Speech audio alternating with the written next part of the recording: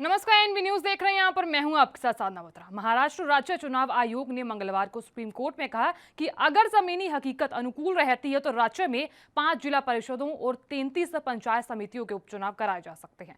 बता दें, अदालत ने कोरोना वायरस महामारी के बीच उपचुनाव कराने की समय सीमा बढ़ाने के लिए महाराष्ट्र द्वारा दायर एक याचिका पर सुनवाई करते हुए कहा कि संविधान के तहत एक निश्चित समय में चुनाव कराने का निर्वाचन आयोग को आदेश दिया गया है। जस्टिस एएम खानविलकर और संजीव खन्ना की पीठ ने अपने आदेश में कहा कि राज्य निर्वाचन आयोग की राय है कि अगर यहां संबंधित निर्वाचन क्षेत्र में जमीनी स्थिति अनुकूल है और उन क्षेत्रों में कोई निषेधाज्ञा या फिर लॉकडाउन लागू नहीं है तो वह उपचुनाव करा सकते हैं। इस दौरान आपदा प्रबंधन प्राधिकरण सहित सक्षम अधिकारियों द्वारा अधिसूची मानक संचालन प्रक्रियाओं और कोरोना प्रोटोकॉल का पूरी तरह पालन किया जाएगा।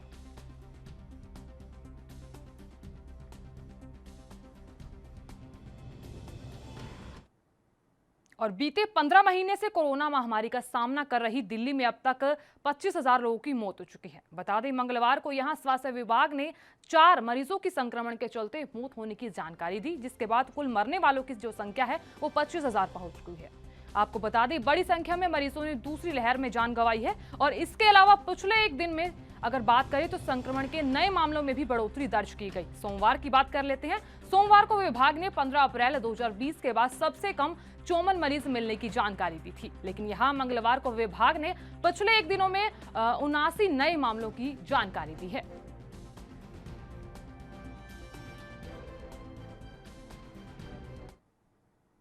उधर लालू यादव के बड़े बेटे तेज प्रताप यादव की तबीयत अचानक बिगड़ गई। उन्हें बुखार आया है। बताते हैं कि यहां तेज प्रताप के सरकारी आवास पर उनके छोटे भाई तेजस्वी यादव उनसे मिलने पहुंचे। यहां डॉक्टरों की टीम को भी बुलाया गया। हाल ही में तेज प्रताप और तेजस्वी यादव ने स्पुतनिक वैक्सीन लगवाई है। बताते चले, तेज प्रताप को देखने पहुंचे डॉक्टर एसके सिन्हा ने कहा कि उनके शरीर में हल्का दर्द हो रहा है, तो यहाँ बुखार भी हो रहा है और कुछ दिन पहले उन्होंने वैक्सीन ली थी। उन्हें सांस लेने में कोई दिक्कत नहीं है।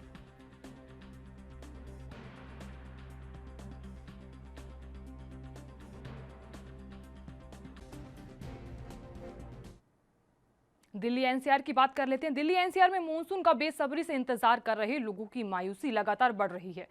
मौसम विभाग ने यहां आगमन को लेकर 10 जुलाई तक संभावना जताई है और इससे पहले अगर बात करें तो यहां 7 जुलाई तक संभावना भी जताई जा रही थी। मंगलवार को दिल्ली में अधिकतम पारा 40 बार रहा। अगले 24 घंटों में इसमें और बढ़ोतरी की संभावना है। हालांकि गुरुवार से सप्ताह भर बारिश की संभावना है। इससे लोगों को गर्मी से हल्की राहत मिल सकती है।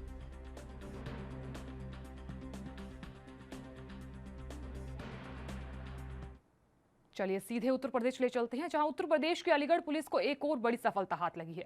पुलिस ने वाहन चोर गैंग का पर्दाफाश करते हुए 4 वाहन चोरों को गिरफ्तार किया है। इनके कब्जे से एक कंप्यूटर, एक सीपीयू, एक पेनड्राइव, एक फर्जी आरसी और 4 चोरों के एक्टिवा बरामद किए गए हैं। तो आपको बता दें कि यहाँ 4 चोरी की एक्टिवा भी बरामद की गई है। चारों वाहन चोर अन्य जनपदों से वाहनों को चुराकर उनकी नेम प्लेट और आरसी बदल दिया करते थे और फिर उनके बाद बेच दिया करते थे। बताया जा रहा है कि सिविल लाइन पुलिस ने इन वाहन चोरों को गिरफ्तार कर लिया है और आगे की कार्रवाई में जुट गई है।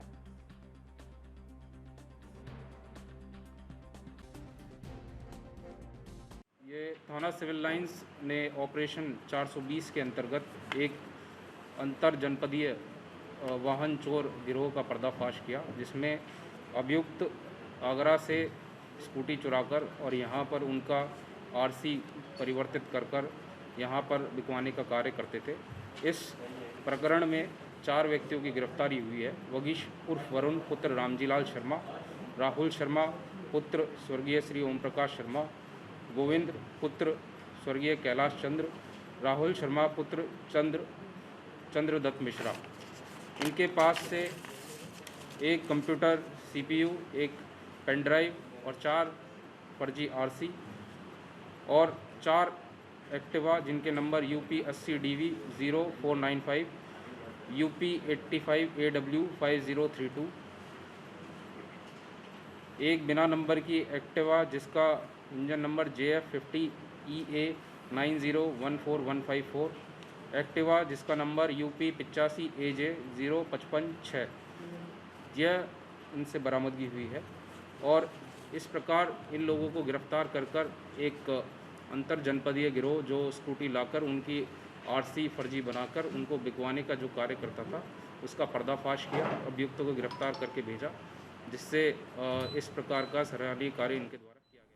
और हरियाणा के रेवाड़ी की बात करते हैं। यहाँ रेवाड़ी में मॉडल टाउन पुलिस ने चाकू से हमला करके मोटरसाइकिल छीनने वाले आरोपी को जिला के माडुइया निवासी धीरज उर्फ अमन को गिरफ्तार कर लिया है। पुलिस ने उसके कब्जे से चोरी की गई मोटरसाइकिल भी बरामद की है।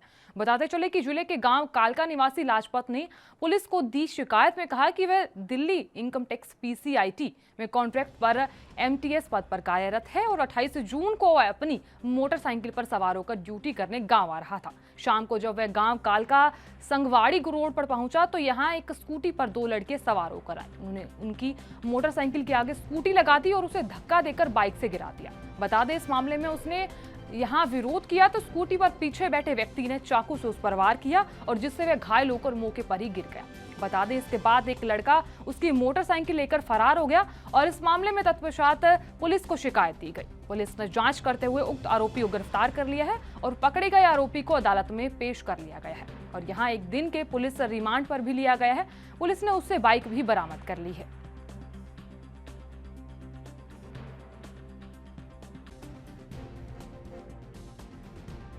समय करीब 7:30 बजे पीएम पर मुदई लाजपत सन्नो बलबीर सिंह निवासी काला का अपनी बाइक पर काला का मंडैया रोड से अपने घर आ रहा था तो 2 स्कूटी सवार नाम पता नाम मालूम व्यक्तियों ने उसको रुकवा करके उसके चाकू मार करके उसकी बाइक ले गए थे, जिस पर ये मुकदमा नंबर 328 डेटेड 28/6/21 धारा 379B आईपीसी थाना मालटाउन रेवाड़ी में दर्ज रजिस्टर किया गया था। दौरान तफ्तीश दिनांक 5/7/2021 को आरोपी धीरज उर्फ अमन पुत्र वीर सिंह निवासी मांडाई कला थाना मालटाउन रेवाड़ी को वारदात में छीनी हुई बाइक नंबर है HR36AE 2154। आरोपी 10-2 पास है और पॉलिटेक्निकल कर रहा है। अभी तक तफ्तीश में जो सामने आया है कि वो शराब के नशे में थे दोनों और शराब के नशे के कारण उन्होंने ये वारदात। और अब खबर यूपी के गोंडा से है, जहां अवैध असले का प्रदर्शन करना एक युवक को काफी ज्यादा भारी पड़ गया और यहां जेल की सलाखों के पीछे पहुंच गया युवक। बता दें, यहां उमरी बेगमगंज थाना क्षेत्र में एक युवक को पुलिस ने गिरफ्तार कर जेल भेजा है और यहां परसपुर थाना क्षेत्र का रहने वाला युवक संतोष वर्मा कहीं सार्वजनिक जगह पर अवैध असले का प्रदर्शन कर रहा था। आपको बता दें, जिसका वीडियो सोशल मीडिया पर खूब वायरल हो रहा है। संतोष वर्मा नाम का ये युवक लोगों में रौब जमाने के लिए अवैध असले का प्रदर्शन कर रहा था, जिसका वीडियो वायरल होने के बाद पुलिस सक्रिय हुई और यहां उमरी बेगमगंज थाने पुलिस ने असले को समेत युवक को गिरफ्तार कर लिया है। बताया गया है कि युवक लोगों में अपना प्रभाव बनाने के लिए असले का प्रदर्शन कर रहा था, जिसका वीडियो सोशल मीडिया पर वायरल हुआ था। आपको बता दें, युवक संतोष वर्मा की गिरफ्तारी हुई है और उसे जेल भेजकर विधिक कार्रवाई की जा रही है। क्षेत्र में सोशल मीडिया पे एक वीडियो वायरल हुआ था जिसमें कि एक व्यक्ति नौजवान एक तमंचा लेके घूम रहा था। उसी पे कार्रवाई करने हेतु एडिशनल एसपी और सीओ साहिबान के नेतृत्व में टीम गठन की गई थी। इसमें सफलता मिली है थाना टीम को और एक जो व्यक्ति उसको गिरफ्तार कर लिया गया है और उसके पास से जो तमंचा है वो भी बरामद कर लिया गया है। और आपके माध्यम से मेरा निवेदन भी है, जो भी नौजवान है, नवयुवक है, ये सब चीज़ों में लिप्त ना हो और अगर ऐसे कार्य करते हैं सोशल मीडिया पे चाहे आम जीवन में भी तो उनके खिलाफ कार्रवाई करनी पड़ेगी। तो अतः अपने जीवन को वेस्ट ना करें इस तरीके की चीज़ें, अवैध असला या अवैध शराब, जुआ इत्यादि इन सब में लिप्त ना। वहीं गोंडा की बात कर रहे थे। गोंडा में एक बार फिर से पुलिस को कामयाबी हाथ लगी है। बता दें, अंतरजनपदीय एटीएम चोर गिरोह का पुलिस ने पर्दाफाश किया, जहां गिरोह के सरगना सहित 3 सदस्यों को हिरासत में ले लिया गया है। आपको बता दें, पास से भारी मात्रा में फर्जी एटीएम और धोखाधड़ी कर कमाए हुए रुपए से खरीदे गए उपकरण और अन्य सामान बरामद कर लिया गया है। इस मामले में पुलिस के अनुसार यह गिरोह गोंडा, बहराइच, बलरामपुर, श्रावस्ती, बस्ती, फैजाबाद, अंबेडकर नगर, बाराबंकी, गोरखपुर, संत कबीर नगर, खलीलाबाद और अन्य कई जनपदों में लोगों को बहला फुसलाकर एटीएम कार्ड बदलने का काम किया करता था।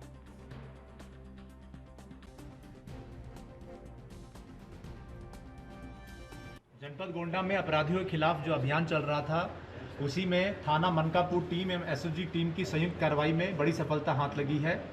एटीएम कार्ड से फ्रॉड करने वाले एक गैंग को पकड़ा गया है। इसमें 3 अभियुक्तों को गिरफ्तार किया गया है। इनके पास से करीब 9 लाख की जो संपत्ति है वो पकड़ी गई है, जिसमें कि एक कार जिसका कि ये उपयोग फ्रॉड करने के लिए इस्तेमाल करते थे, 2 मोटरसाइकिल वो बरामद हुई है, 51,000 रुपये बरामद हुए हैं, 10 एटीएम विभिन्न बैंकों के वो बरामद हुए हैं, 3 ब्लैंक कार्ड बरामद हुए हैं एवं अवैध असला वगैरह भी बरामद हुए हैं।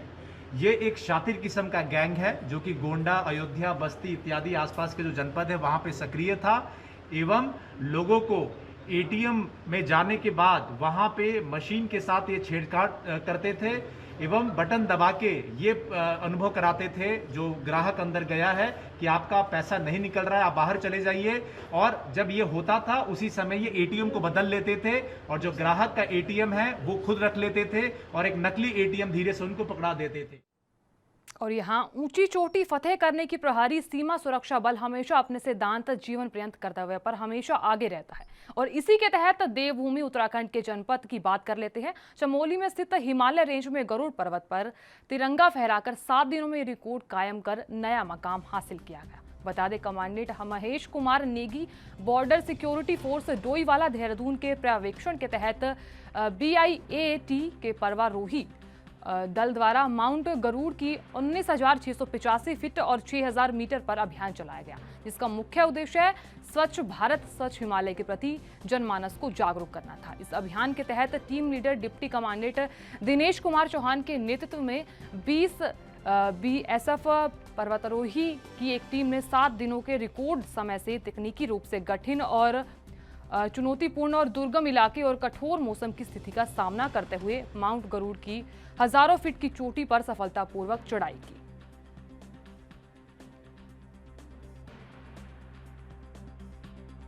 माउंट गरुड़ा पीक जो सब हिमालयज में है, इसका एक्सपीडिशन हमने इस बार प्लान किया था और 23 तारीख को हमारी जो है BRT माउंटेन टीम निकली थी और उसके बाद हमने जो है जुम्मा से होते हुए अपना बेस कैंप के बाद कैंप 1, कैंप 2, उसके बाद सबमिट कैंप और फिर सबमिट किया था। ये आप मुझे ये बताते हैं बड़ी खुशी हो रही है कि हमारी 2 टीमें जिसमें 10-10 सदस्य थे, जिसमें हमारे अधिकारी, अधिकारी और अधिक कार्मिक थे, उन्होंने 3 और 4 के सुबह माउंट गरुड़ा को क्लाइंब कर दिया है, सबमिट कर दिया है और वहाँ पे भारत और BSF के झंडे को ध्वज को फहराया गया है। आपको मैं ये भी बताना चाहूँगा कि ये सिर्फ 6-7 दिन में ही हमने क्लाइंब करके इसको किया है। ये एक रिकॉर्ड भी रहेगा और ये इतनी हाइट फटाफट गेन करके और इसको सक्सेसफुली सबमिट करना अपने आप में एक जो है अच्छे पर्वतारोही होने का और फिटनेस का भी एक जो है नया मुकाम हासिल हमने किया है। ये पर्वत जो है आपको पता होगा कि 19,685 मीटर की हाइट पे है और ये भी काफ़ी टेक्निकल और टफ पीकों में से आता है। इस पीक को सबमिट करके और ट्रेनिंग करके हमारी टीम अभी फिजिकली फिट है, अभी वापस बेस कैंप उतर गई है और सभी कार्मिक बिल्कुल स्वस्थ हिष्ट पुष्ट हैं और हम वापस अपने बिहार की तरफ अभी कूच करेंगे। चलिए यहाँ छोटा सा ब्रेक ले लेते हैं, फौरन हाजिर होंगे।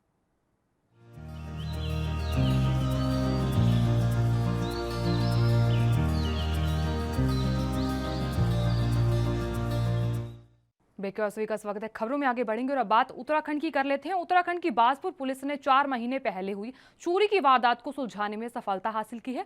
बता दें कि इस मामले में पुलिस ने सोने की चैन के साथ एक महिला को गिरफ्तार किया है। यहां पुलिस ने महिला के खिलाफ विभिन्न धाराओं में मुकदमा दर्ज करते हुए उसे न्यायालय भेज दिया। बताते चले, इस मामले में 14 मार्च को बाजपुर की राम भवन धर्मशाला में चल रही श्रीमद् भगवत कथा सुनने के लिए उत्तर प्रदेश निवासी संतोष महेश्वरी अपने पुत्र के साथ आई थी, जहां कथा सुनने के बाद घर लौट रही महिला के गले से अज्ञात महिला ने भीड़ का फायदा उठाते हुए सोने की चैन को चोरी कर लिया। बताया जा रहा है कि जिसकी पूरी घटना CCTV कैमरे में कैद हो गई। वहीं पुलिस ने दोराहा बॉर्डर से 200 मीटर दूर उत्तर प्रदेश की सीमा से आरोपी महिला को गिरफ्तार कर लिया है। तो यहाँ पुलिस को सफलता हासिल की है। बता दें कि पुलिस को महिला के पास से चोरी की गई 10.05 ग्राम चैन बरामद हुई है और यहाँ CO वंदना वर्मा ने बताया कि पुलिस काफी लंबे समय से महिला की तलाश कर रही थी, जिसे पुलिस ने गिरफ्तार कर न्यायालय भेज दिया है।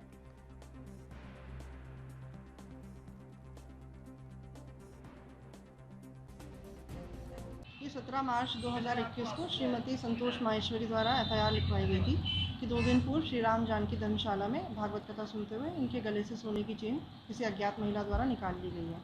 इसी क्रम में हम लोगों ने मुकदमा लिखा और सुरासी पदार्थी और सीसीटीवी फुटेज को देखते हुए ये एक महिला है राखी पत्नी वीर सिंह, इसको हमने नूरपुर बिजनौर से गिरफ्तार किया, इन साथ में बरामद हुई। और यहाँ लेंगे छोटा सा ब्रेक, जल्द हाजिर होंगे।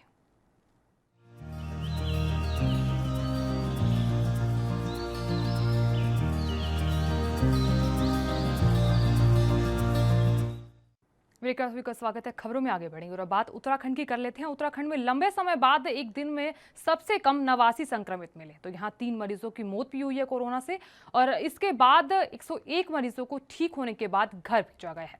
वहीं सक्रिय मामलों की संख्या की बात करें तो यहाँ घटकर 1538 के पास पहुंच गई है। स्वास्थ्य विभाग की ओर से जारी बुलेटिन के अनुसार मंगलवार को 26,083 सैंपलों की जांच रिपोर्ट नेगेटिव आई थी। चमोली जिले में एक भी संक्रमित मरीज सामने नहीं आया। वहीं अल्मोड़ा से 5, बागेश्वर से 1, चंपावत में 6, देहरादून में 20, हरिद्वार में 15 और नैनीताल में 14 और पौड़ी में 1, पिथौरागढ़ में 7 और रुद्रप्रयाग में 2, टिहरी में 6, उधम सिंह नगर में 3 और उत्तरकाशी में 9 मामले सामने आए। प्रदेश में अब तक कोरोना के कुल संक्रमितों की संख्या की बात करें तो 3,40,882 हो गई है और इसमें से 3,26,000 के करीब लोग ठीक भी हो चुके हैं। प्रदेश में कोरोना के चलते अब तक 7,338 लोगों की जान जा चुकी है।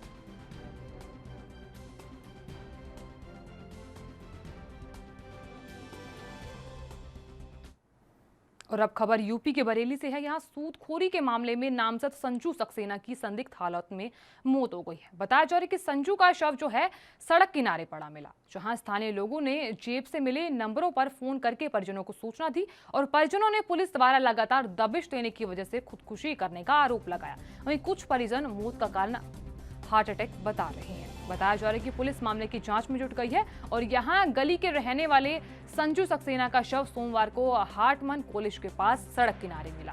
सूचना पर पहुंचे परिजन संजू को डीडीपुरम स्थित एक निजी अस्पताल में ले जाया गया और जहां डॉक्टरों ने उसे मृत घोषित कर दिया। बताते चलें कि पुलिस को सूचना दिए बगैर ही परिजन शव को घर ले आए और बताया ये भी जा रहा है इस मामले में कि कन्या महाविद्यालय के क्लर्क अरुण सक्सेना ने मां के इलाज के लिए 2005 में सूदखोरों से रुपए लिए थे। रुपए वापस लेने के बावजूद भी सूदखोर घर पहुंचकर अरुण को परेशान किया करते थे, जिसकी वजह से उसने जहरीला पदार्थ खाकर आत्महत्या कर ली और इसी मामले में पुलिस ने करीब 8 से 10 लोगों के खिलाफ रिपोर्ट दर्ज की है। बता दें कि संजू सक्सेना का नाम भी इस मामले में शामिल है। जानकारी के मुताबिक सूद पर पैसा संजू की बहन कंचन उठाती थी, लेकिन यहाँ संजू उसकी वसूली किया करता था। परिजनों ने यहाँ ये बताया कि नामजद आरोपी होने की वजह से पुलिस गिरफ्तारी के लिए लगातार संजू के घर पर दबिश दे रही थी। आरोप यह है इस मामले में कि इसी बात से परेशान होकर संजू ने खुदकुशी की है।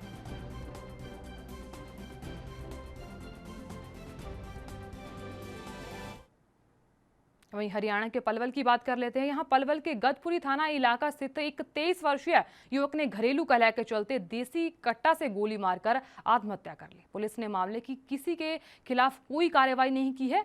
बता दें जांच अधिकारी हनीश खान ने इस मामले में बताया कि सरकारी अस्पताल से सूचना ये मिली कि एक युवक की गोली लगने से मौत हुई है।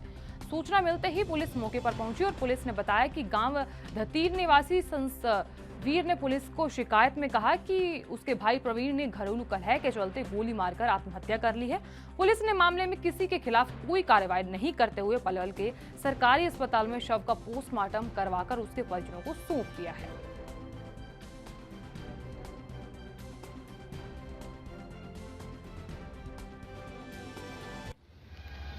शर्मा जी जो बालक अपने दोनों मर्दवीर वन की को क्या सुनी हुई है और ड्यूटी पर जाने के लिए तैयार था, लेकिन कोई बात बने ऐसी कोई बात मुझसे कोई ऐसी निकल गई या तो कुछ सामने जो मैं कट्टा पता न पहुँचे लायक भीतर से कट्टा और अपने पेट में अपने आप ही गोली मारी लड़के ने।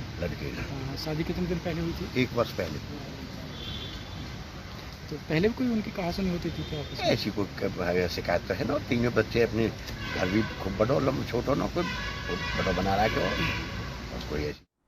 और अब खबर यूपी के बलिया से है, जहां निषाद पार्टी के अध्यक्ष संजय निषाद ने अपने बेटे के लिए उप मुख्यमंत्री पद की मांग की है। उनका कहना है कि यहां पास बड़ा वोट बैंक है और उन्होंने दावा किया है कि बीजेपी मेरे बेटे को उप मुख्यमंत्री बना दे, हम 2022 का विधानसभा चुनाव जिता देंगे। मीडिया के सवालों पर उन्होंने कहा कि हम नाविक हैं और बीजेपी की नाव को डूबने नहीं देंगे।